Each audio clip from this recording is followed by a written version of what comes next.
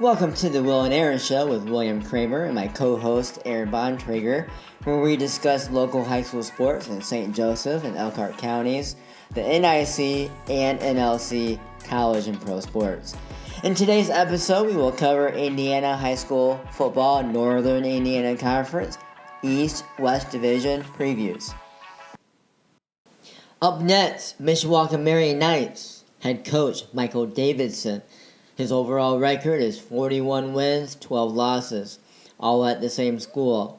He is a 2002 Mishawaka Marian grad, 2006 Miami of Ohio grad, and 2013 American International. 2021 season recap. The Knights went 10-4. Their offensive single game averages 28 points, 137 yards rushing, 139 yards passing. Defensive single game averages, they surrendered 13 points per game. Key losses: wide receiver, defensive back, and kick returner Greg Atkinson Jr., who's now attending Marian University. Running back DB Capafuel Luzanga, and defensive lineman long snapper Drew Geiger, who's now playing at Anderson University. Key returners on offense: junior quarterback Bryce Lassane, 1,813 yards, 19 touchdowns. Defensively here, NIC honorable mention defensive lineman senior Mikey Fuller, who recorded 24 tackles. NIC honorable mention defensive lineman junior Nick Klein, 38 tackles, 7 for loss. Linebacker Caden Middleton, 49 tackles, 9 for loss. Defensive back Brian Boltnick, 64 tackles.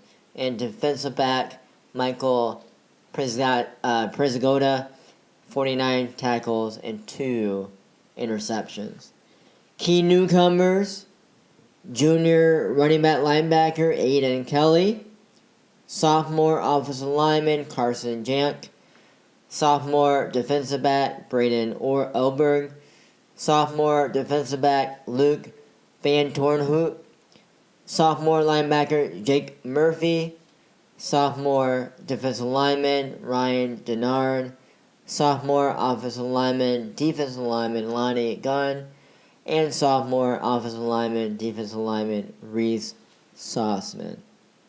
Team strategy: offensively, they run a spread, and on defense, a 4-3 cover 2.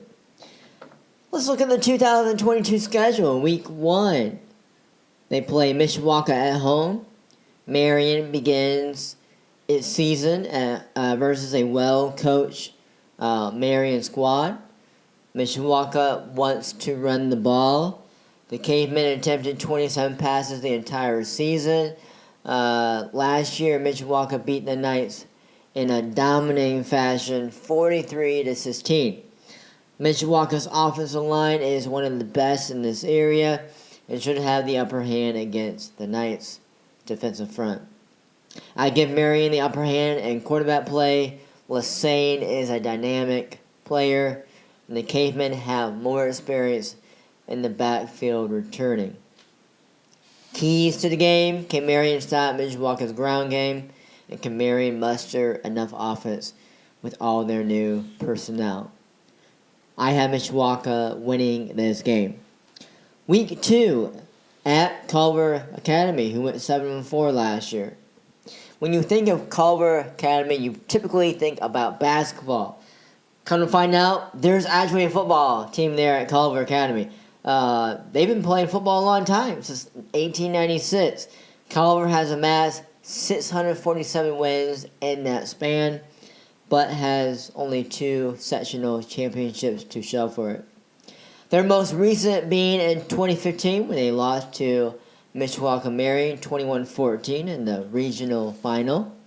There's recent history between the two ball clubs, splitting the past 4 games with 2 wins apiece.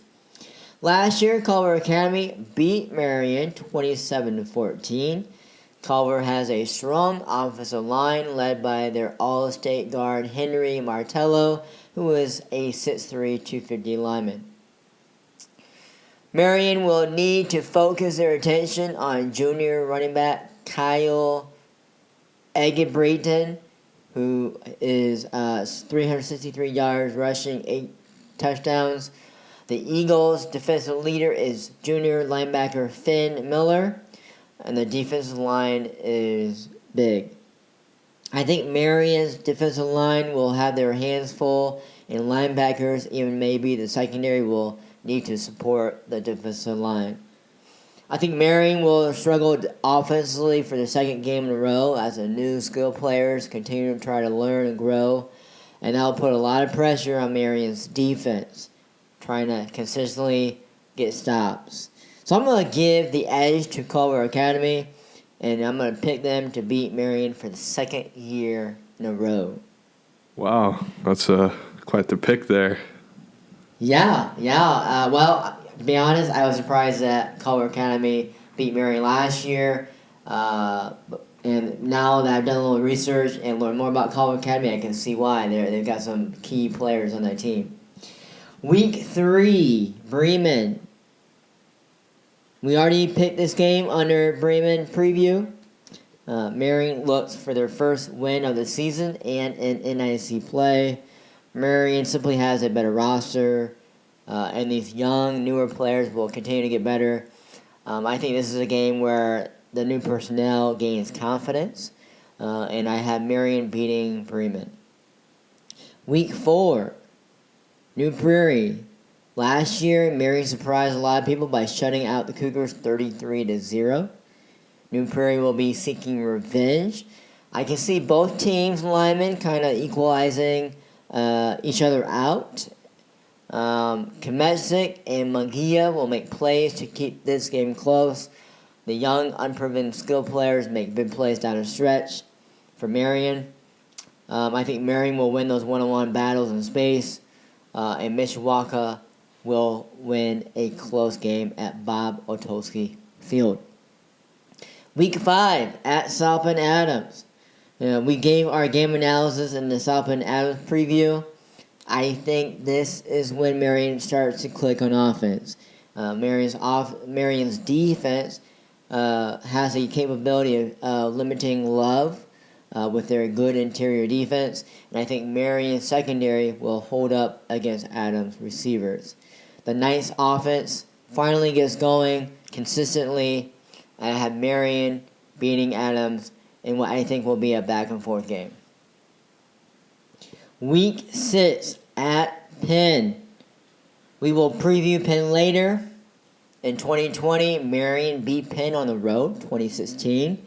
Last year, Penn returned the favor, smashing the Knights 35-0, and I will make my prediction in the Penn preview. Week 7, Angola. Angola has fallen on hard times following back-to-back sectional titles in 2017 and 2018. The Hornets returned 8 starters, 3 on offense, 5 on defense. Just not where they need to be competitive with Marian. I have Marian beating the Hornets of Angola. Week 8 at Elkhart. Marian barely beat Elkhart last year, and that was when they had all of their playmakers that are now gone. I do think Marian continues to get better as the season moves along, but not enough to beat 6A Elkhart on the road. Elkhart wins a competitive game. Week 9, South Bend St. Joe. Both teams' run defense will be good. I think this game comes down to which team can have success throwing the ball, and that favors Marian with the more proven quarterback.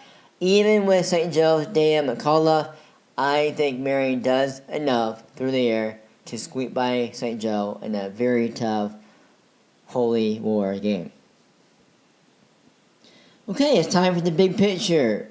Similar to last year, Marian will start slow, maybe even slower with all the new changes, but Marian will eventually click and resemble the team that most of us have gotten accustomed watching. We are predicting Marian to have 7 to 8 wins, depending on if they can win the sectional championship game. All right, with that being said, it's time for buy or sell. Marian lost in the semi-state 3 years in a row. The question everyone is asking, can Marian finally break through this year and make it to state? Will buy or sell, Marian will make it to the semi-state for the 4th year in a row. You know, the only team in Sectional 26 that might possibly challenge Marian would be Jimtown, and we just mentioned that the Jimmies are in a rebuilding mode. You start looking at possible regional opponents from Sectional 25. Hanover Central is a possibility with 14 returners from a team that went 11-2 and lost to Marian in the regional last year 33-6. Most likely Marian will face West Lafayette. However, last year the Red Devils lost 24-14 in the sectional opener to eventual state runner-up in Brebeuf Jesuit. Brebeuf is now in the southern bracket for the IHSA playoffs for Class 4A. West Lafayette returns several starters from last year's 9-1 team. For most teams, it's tough to win a sectional. Let's be honest. It's even tougher to win a regional. The fact that Marian has won they've been to 3 straight semi-state appearances, that is just insane. It's almost not fair to the Marian coaching staff because now the expectation is, well, if you don't make it to the semi-state, then it's not a successful year. And the pressure is definitely going to be on the Knights. So I'm going to sell. I think Marian will probably start off slow and then continue to get better as the season progresses, much like they did last year, and click when it really matters, which is the tournament. West Lafayette has more experience returning among the skilled positions and returning a significant amount on the line. I just think it's hard to sustain that high level of success for 4 years. Hopefully I'm wrong. I love seeing our local teams have success, but I do believe that Marian will not make it to their 4th straight semi-state appearance and will lose perhaps another close tournament game, this time to the Red Devils of West Lafayette. That wraps it up with the Mishawaka Marian football preview. Up next, New Prairie Cougars. Head coach Casey McKim.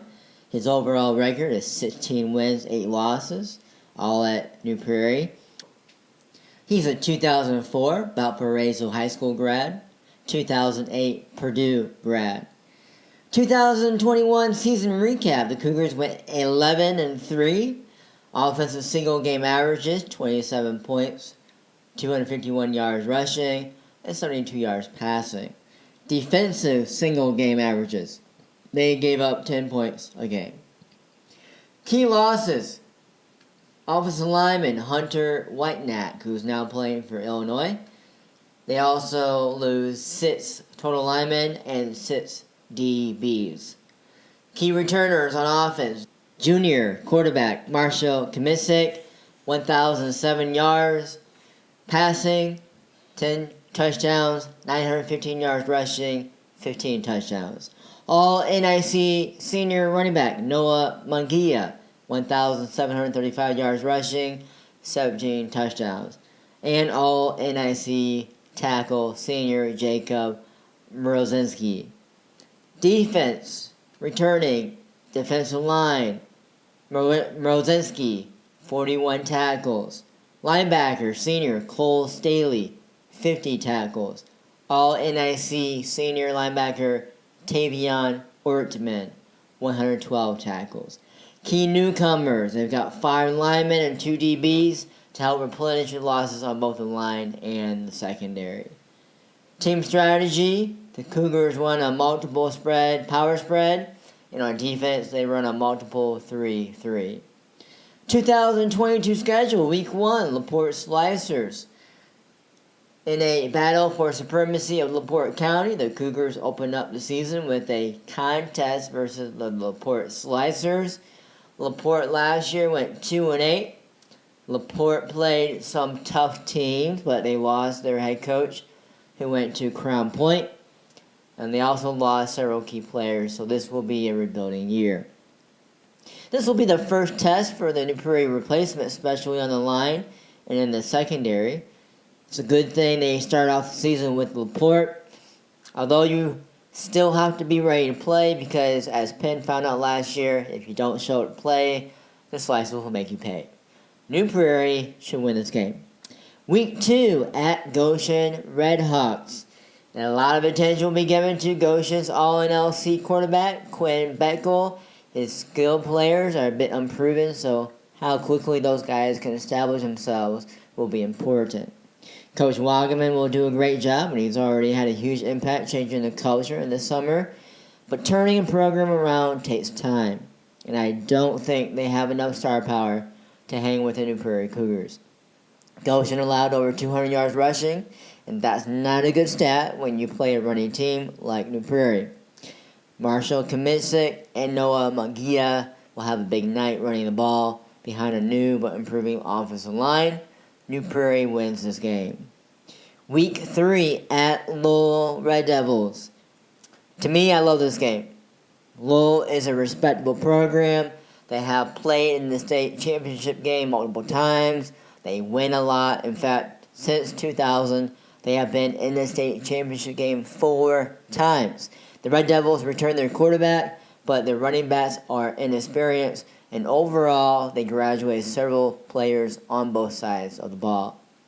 They generally play New Prairie tough, however. Last year, New Prairie beat Lowell 24-14 in the regular season and 28-14 in the regional final. 2 tough-minded programs that love to play smash-mouth football. I expect another close game, and with it being on the road, the Cougars must be at their best. I have New Prairie winning a very close game that probably will go down to the last possession or 2. Week 4 at Mishawaka Marian. New Prairie opens up conference play with a pivotal away game. Last year, the Cougars were embarrassed at home against the Knights, 33-0. In fact, the last time New Prairie was held scoreless was back in 2011 when they lost 49-0 at Jimtown. And the last time New Prairie was held scoreless at home, 2010, LaPorte, who won 27-0.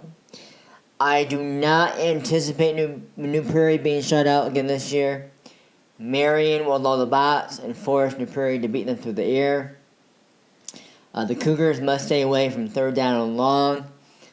There's going to be a lot of physicality with both lines. Both teams have big physical linemen. According to Coach Davidson, the Knights have a lot of unproven offensive players, but they are talented, unproven offensive players. The question is, how fast can these unproven players make an impact on a consistent basis?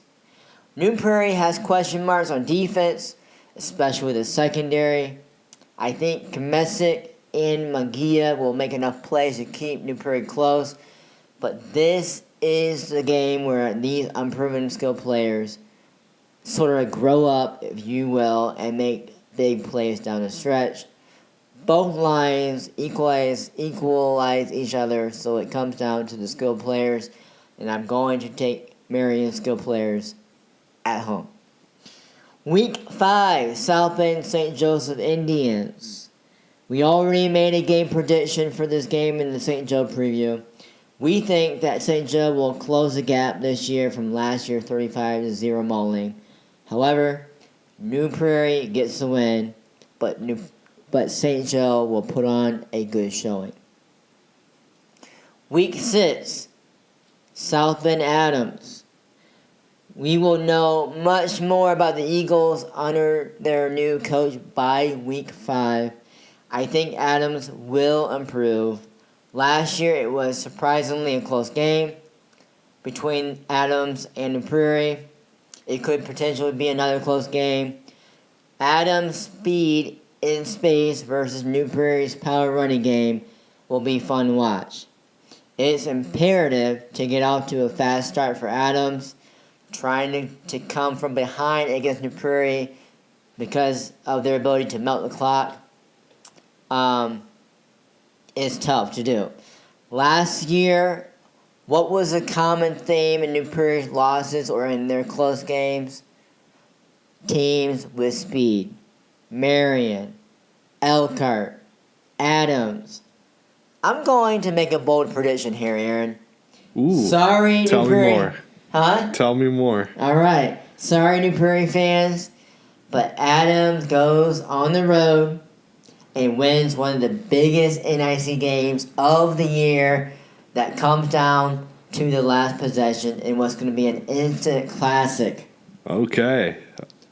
Big bold prediction. Week 7 at South Bend Riley. New Prairie will beat Riley. Week 8 at Penn Kingsmen. This is the big game.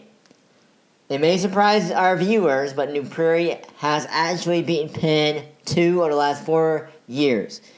Some wonder how is this even possible. Well, New Prairie matches up very well with Penn. Both teams have tough physical players. You know, New Prairie really gets hyped up for this Penn game. Losing All-State lineman Hunter Whitenack is big. But that loss gets even magnified bigger when you face a team like Penn. This will be a tough test for New Prairie's front seven. Can the Cougars move the ball on the ground will be the key. Penn lost a majority of their production offensively, so new guys will need to continue to develop. Penn returns most of their defense. This will probably be a low-scoring game where field position will be a major factor. And I will make a Penn prediction in their preview. Week 9, Elkhart Lions come to New Prairie for this big-time NIC game. Of course, we will preview Elkhart next. Elkhart will be athletic and fast.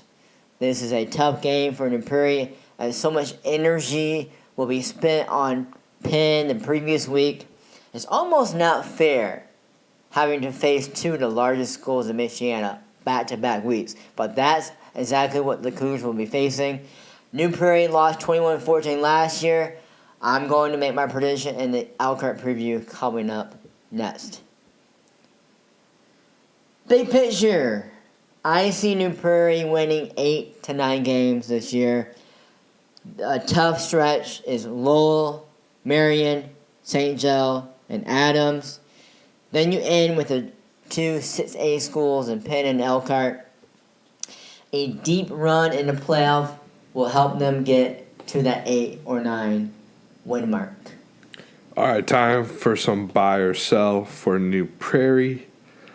New Prairie lost to Northridge in the semi-state last year. New Prairie has a long road ahead this year. Will, do you buy or sell that New Prairie will make another deep run to the semi-state? Ooh, I like this buy and sell.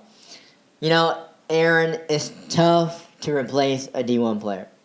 But that's what New Prairie has to do this year, and it needs to be a collective effort by that line.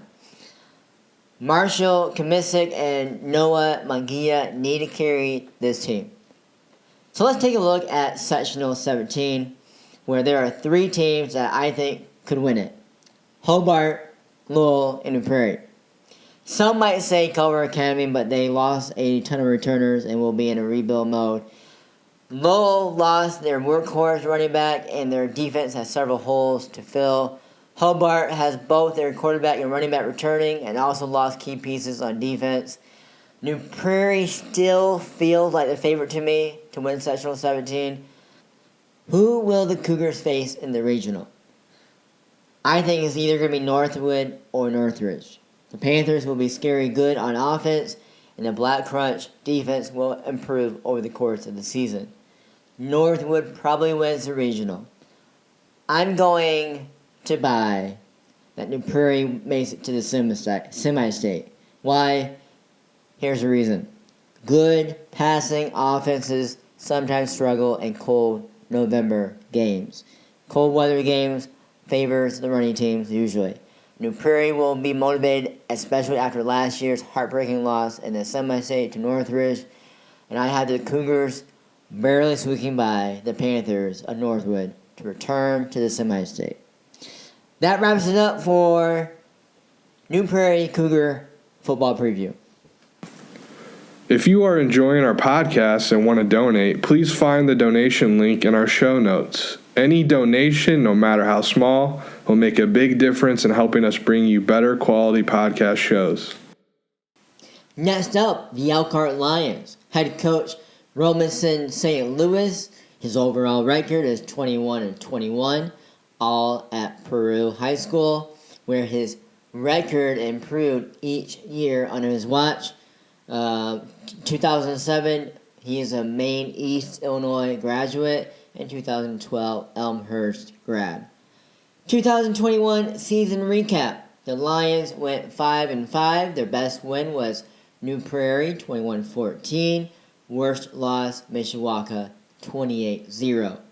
Offensive single game averages, 21 points, 141 yards rushing, 145 yards passing. Defensive single game averages, they surrender 19 points a game. Key losses, all on defense. 3 defensive line, Javen Lowe, Sergio Fernandez, and Josh Hugenboom, and also linebacker Anthony Escobedo. Key returners, on offense, senior quarterback Brady Cooper, 1,349 yards passing, 7 touchdowns. Senior running back Elias Leonard, 1,032 yards rushing, 13 touchdowns. Senior running back Gavin Hauser, 204 yards rushing, 7 touchdowns, and 183 yards receiving. Senior wide receiver Ronnie Gates, 426 yards receiving, 4 touchdowns. And the entire offensive line returns. Defense, Gavin Hauser, 51 yards for tackles, 3 for loss, and fumble recovery. That's linebacker position. And the entire secondary is back. Key newcomers, sophomore, defensive lineman, Cordaro McPhee, 6'4", 280. Sophomore offensive line, Keaton Thompson. Junior wide receiver, Tion Mason. Sophomore wide receiver, Noah Balsami. Let's look at the 2022 schedule. Week 1, Elkhart travels to Concord, who went 9-2 last year. Elkhart will be playing their first of 2 NLC opponents to begin the season. The Minutemen will have revenge on their minds after losing to the Lions 12-7 last year. Concord will have a lot of new faces for their home opener. Elkhart has experience, especially at the skill position and offensive line. Probably more question marks on defense. Elkhart has speed, athleticism, and power all over the field. If this game was later in the season, obviously that would benefit Concord, but it's not. It's kind of like the Georgia vs. Oregon season opener. Just a tough game to start the season if you're Concord. I have Coach St. Louis kicking off his Elkhart career with a win, beating a rebuilding Concord Minutemen team. Week 2, Northridge comes to Elkhart. This is the first matchup in school history. Northridge and Elkhart have 3 common opponents from last year: Mishawaka, Concord, and Adams. Both Elkhart and Northridge beat Adams with similar scores, but both lost badly to Mishawaka. The only difference being that Elkhart barely beat Concord and Northridge got blown out by Concord. Northridge has some guys on the line that can compete with the likes of Elkhart. Northridge has their stud skill players back in quarterback Gott, wide receiver Hostetler, and playmaker Cade Sings. There's definitely star power on offense for Northridge. Elkhart's offense should be better than their defense, and I think Northridge should be able to have some level of ability to do some things, in particular running the ball in short passes. Northridge returns 9 defensive players. The key matchup to watch is Elkhart's perimeter players versus Northridge's secondary. I think Northridge will be able to tackle inside the box. This will be a close game. Northridge winning at Class 6A Elkhart to start the 2022 campaign would be a huge statement for the Raider football program. But I'm going with the Elkhart Lions. Northridge can hold their own inside the box. I just think Elkhart has too many weapons on the perimeter. Aaron, you're a Northridge grad. Well, let me ask you, would you like to see Northridge play Elkhart every year in this all Elkhart County NIC NLC early season matchup? Yeah, I think it's probably better for Northridge, but I think it's great. Elkhart should play each other every year. I think it makes a lot of sense with the growth in both football programs. It's a good non-conference test.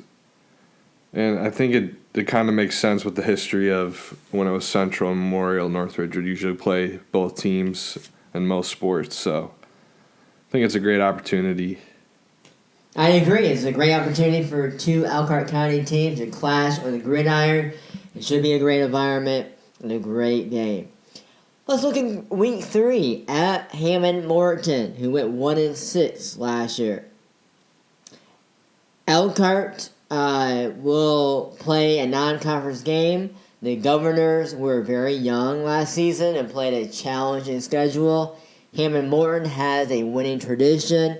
When you look at the past decade or so, offensively, Hammond is balanced. Elkhart will need to key in on Hammond Morton's junior quarterback, Lamonte Nimitz. Hammond has good size on both sides of the line. Defensively, they have a strong secondary.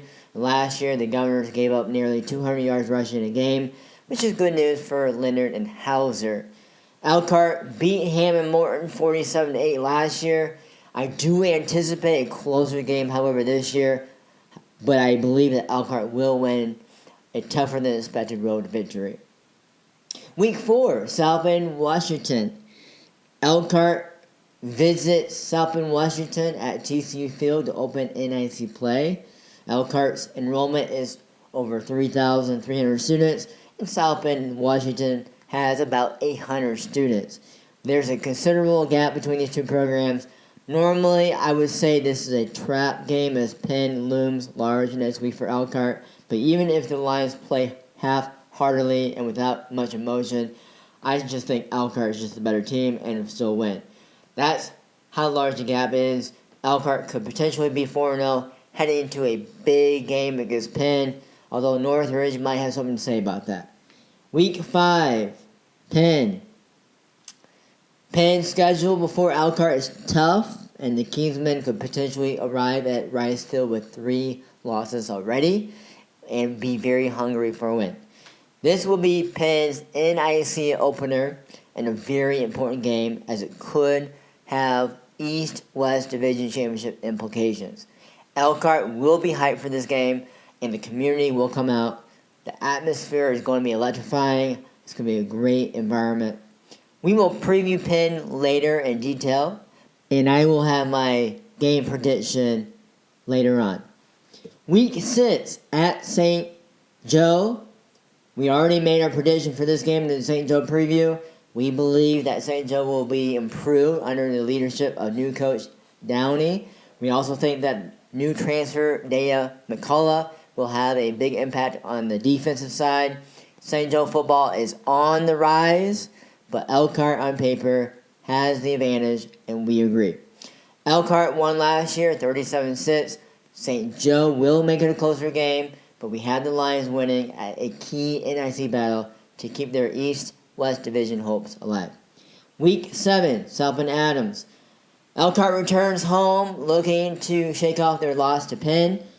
How Elkhart responds will be significant. Do they have an emotional and physical lag, or are they able to bounce back, lock in for yet another NIC game? We've already previewed Adams. We like the new coaching staff. Adams is a program also on the rise.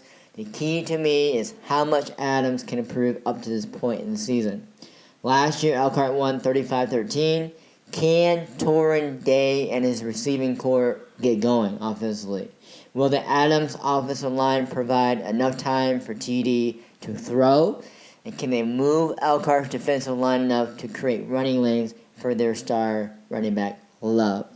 Essentially, what we're asking at the Will and Aaron Show is this. Can the Eagles close the gap with the Lions and make this a competitive game? I think they can. I think Adams' new offensive system fits better with their personnel and their athletes, and the Eagles have enough athleticism, speed, and power to challenge Elkhart more than they have before. I think Adams hangs tough for a while, but eventually Elkhart kind of wakes up and makes enough plays down the stretch to separate from Adams at the end. Elkhart will win, but the margin of victory will be less than last year. Week 8, Mishawaka Marian. Elkhart could potentially be 5-2 at this point in the season, facing a solid Mishawaka Marian team. It seems like the Knights keep reloading year in and year out. Marian has been knocking at the door for a state championship game berth, but just haven't been able to figure out the Indianapolis private schools. Overall, Marian has several new faces being asked to perform at a high level. The quarterback, Bryce Lassane, is the biggest offensive returner. Although he will need to build chemistry with his new corp, there are less question marks on the defensive side. Last year, Elkhart won this game 24-19, but that was against a veteran Marian squad.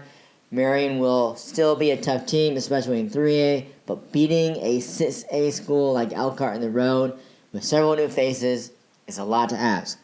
I do expect a competitive game, but I'm going to take Elkhart. Week 9 at New Prairie. New Prairie is replacing several key linemen.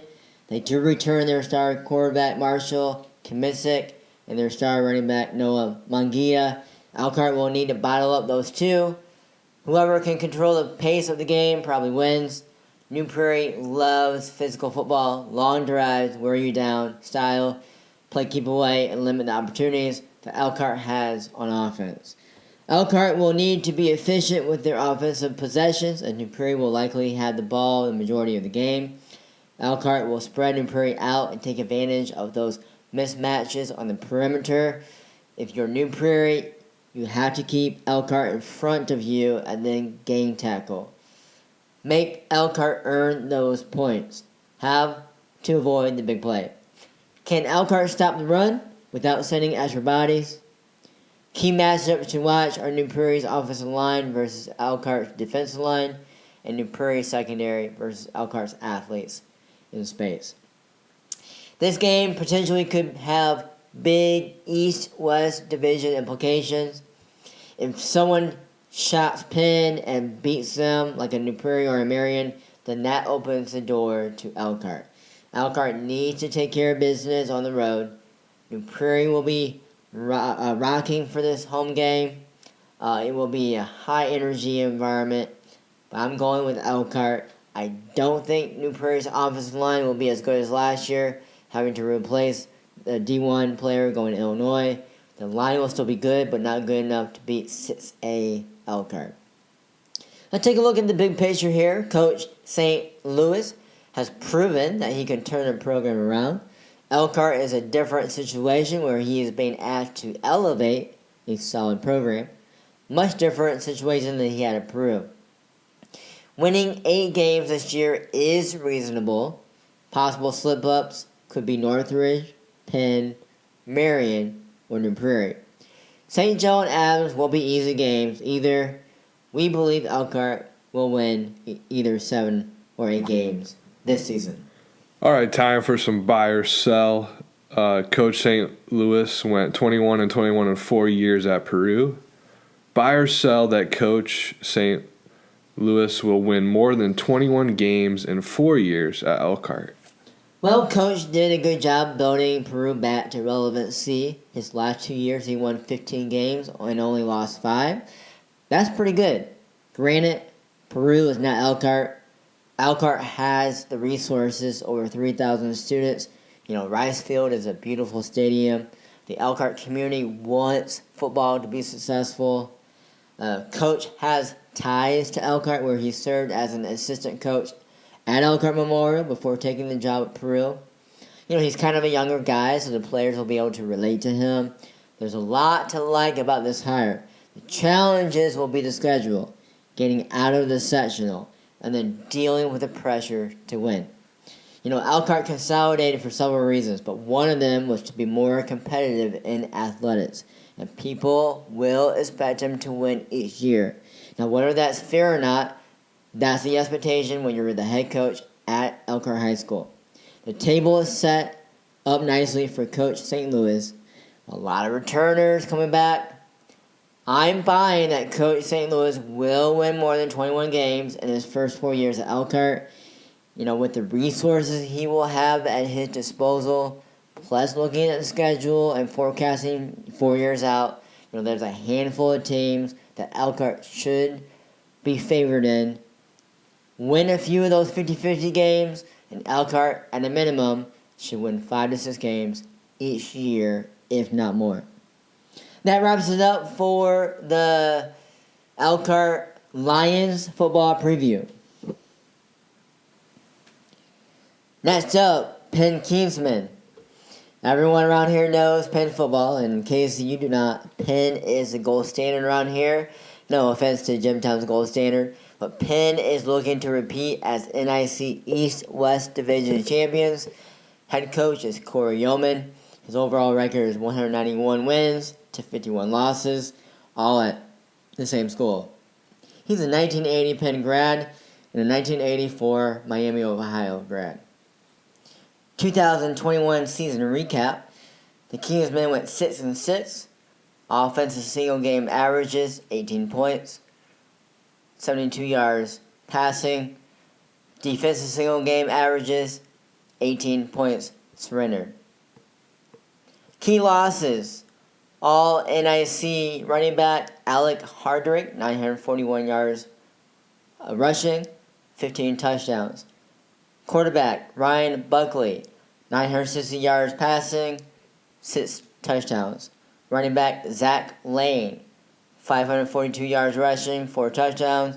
Wide receiver Zach David, 329 yards receiving, 2 touchdowns. Linebacker Michael Piquette, 85 tackles, 4 for loss. Linebacker Hunter Mrzinski, 77 tackles. And DB Seth Jankowski, 57 tackles, 4 interceptions.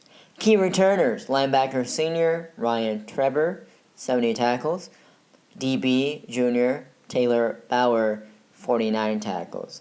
Key newcomer, all NIC 3-year starter guard junior Auden Jones, a transfer from South Bend Adams.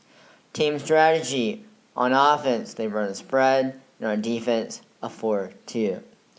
Let's look at the 2022 schedule. Week 1, Valparaiso come to TCU Field, where they have beaten the Kingsmen the past 3 times. This senior class for Penn has never beaten the Vikings. That's incredible considering how dominant Penn historically is in this series. Coach Marshall has done an unbelievable job in his first 4 years at Valpo. 41 wins, 8 losses.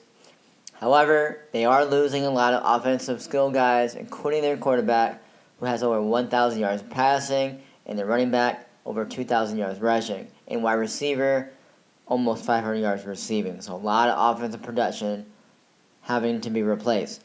Valpo returns 2 starters on offense and 3 starters on defense, and those young guys will have to learn quickly in order to sustain the high level of success that they've enjoyed the last several years.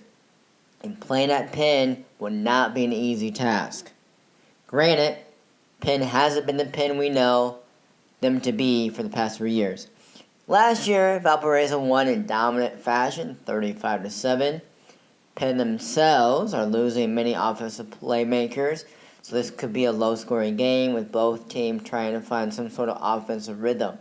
The first team in 21 points may win this game. I think Penn's defense will have the upper hand, and I like that they are at home where they have played Valparaiso tough.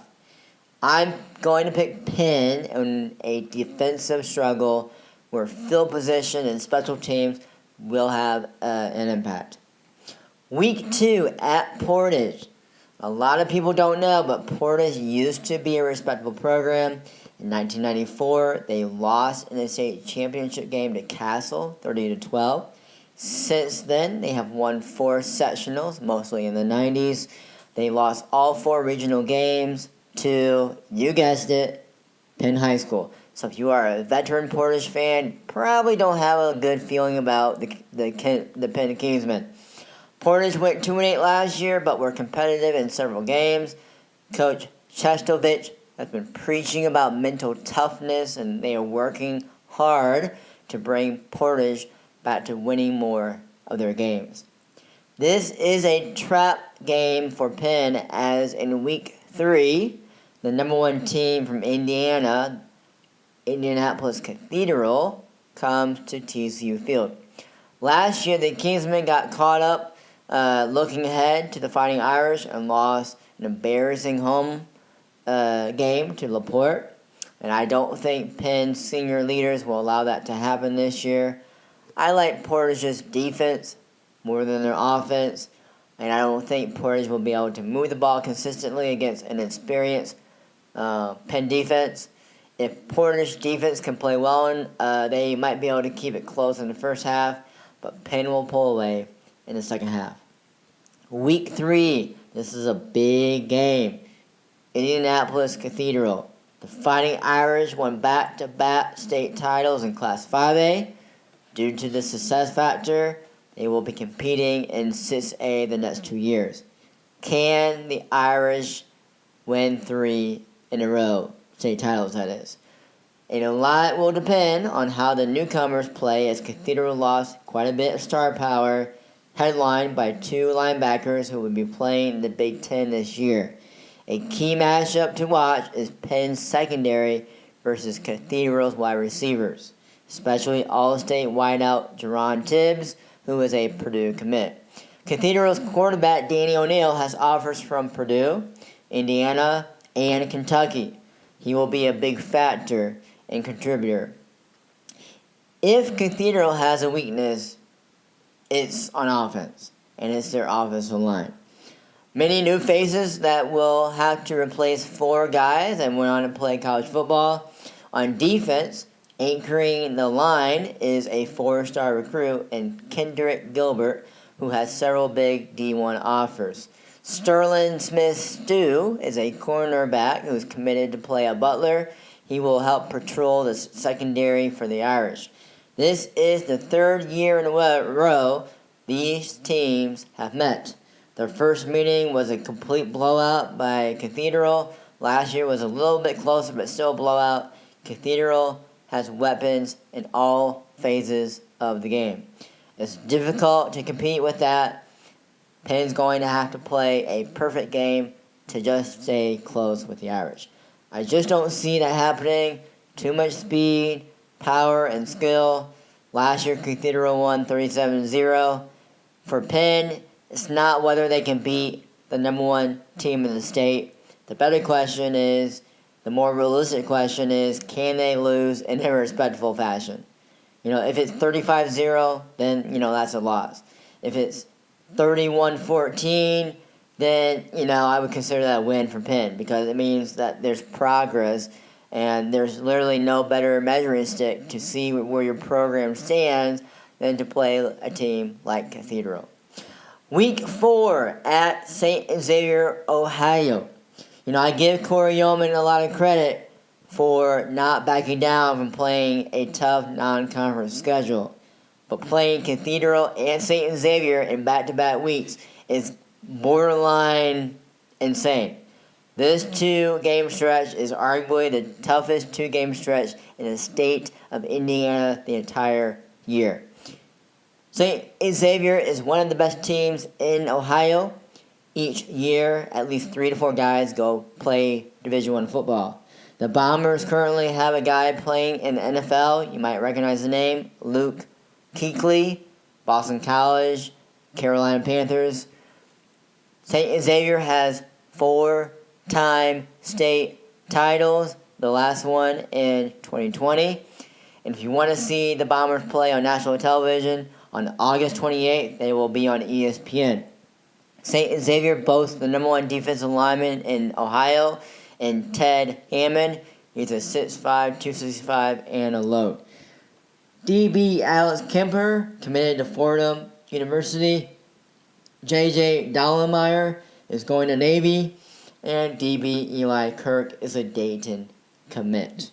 On offense, they have a 6'5", 225 pound tight end who has received an offer from Bowling Green.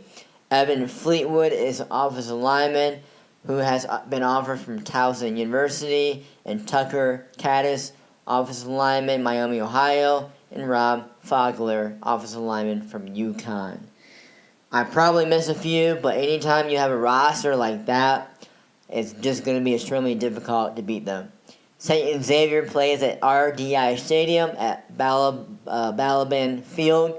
It's an impressive venue. Penn is going to have to milk the clock, sustain long drives, and find some success running the ball.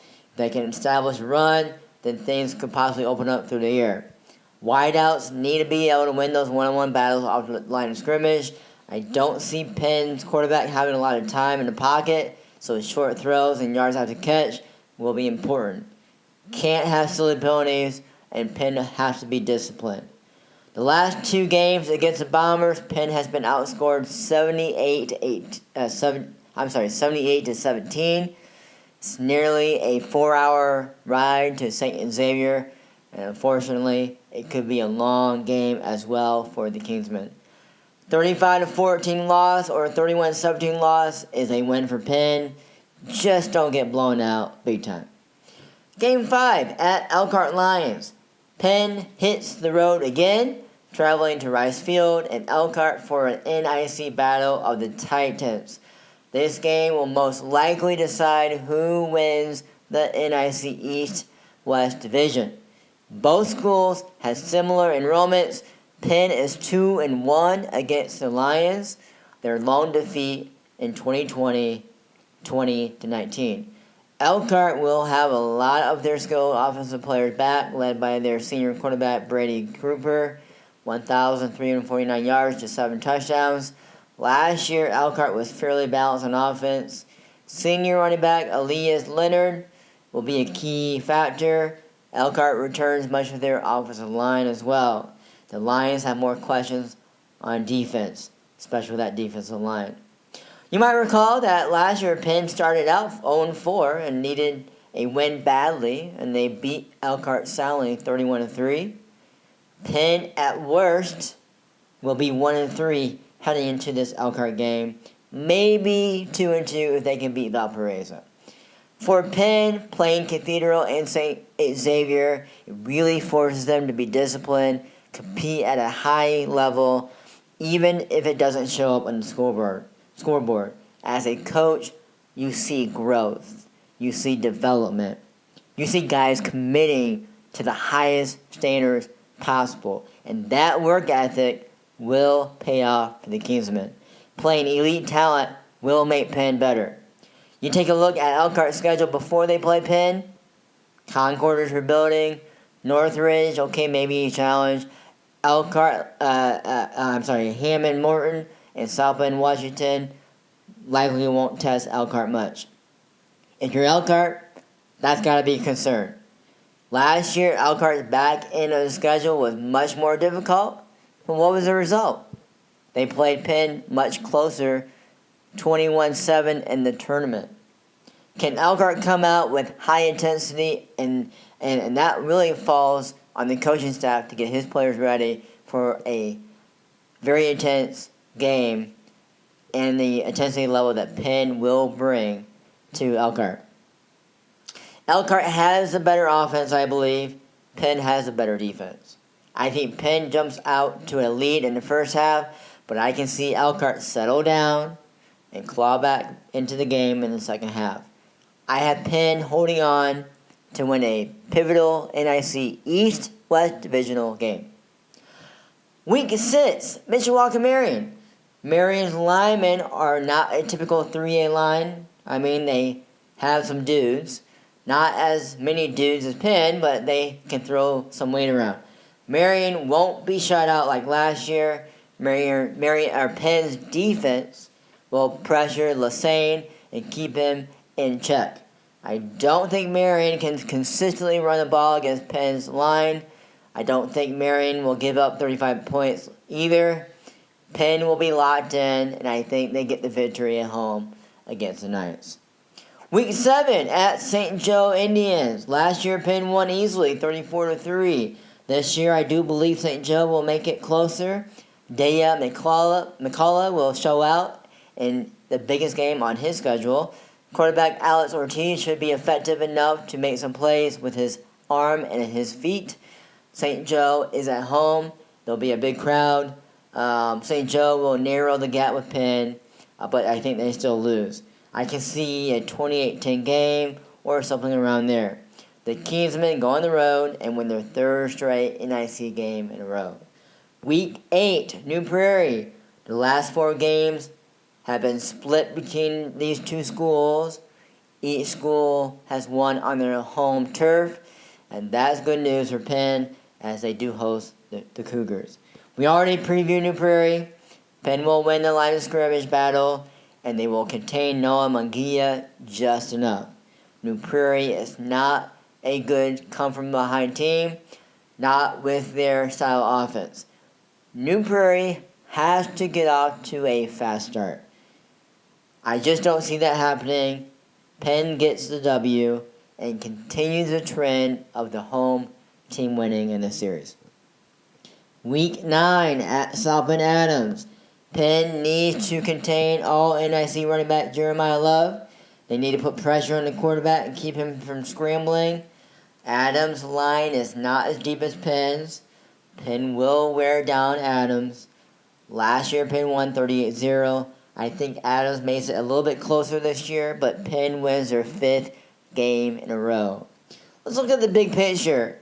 The old mantra, it's not how you start, but it's how you finish. And that is appropriate for this team. Penn will start out slow, but like last year, they will salvage their season with a strong NIC run.